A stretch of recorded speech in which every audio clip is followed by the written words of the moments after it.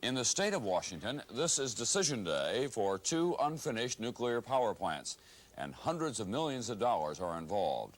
Don Oliver has more on the story. It was a decade ago that work began on 5 nuclear power plants in Washington state. Cost then was estimated at $6.5 billion. Not one of the plants has been completed, but because of cost overruns, high interest rates, and some poor management, the completion cost has soared to $24 billion. At the same time, the demand for power has eased. Only 3 of the plants are now needed this decade, and the 88 public utilities involved have severe money problems. The investors have tried to raise $150 million to mothball 2 of the plants until they are needed.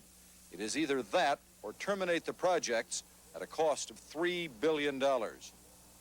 There is concern in the energy business that the abandonment of 2 nuclear plants here in Washington will make it difficult, if not impossible, to sell the idea of new nuclear plants elsewhere.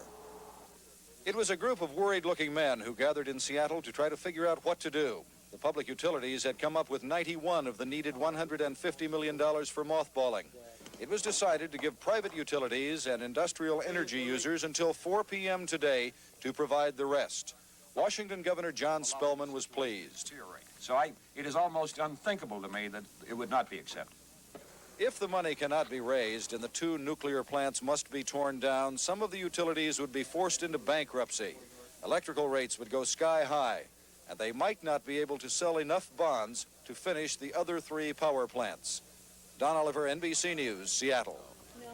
7:07 right now. Here's old Willie Scott looking deep into my eyes. What can you see in terms of the weather map? I want to see that SO road map in your eyes. No, I was out there at the ball game last night. Well, you'll have a great night for it tonight, too. Clear skies, about 57 degrees at game time, and the winds will be out of the south, and they will be light. How about that? Let's check the map this morning and see what we have.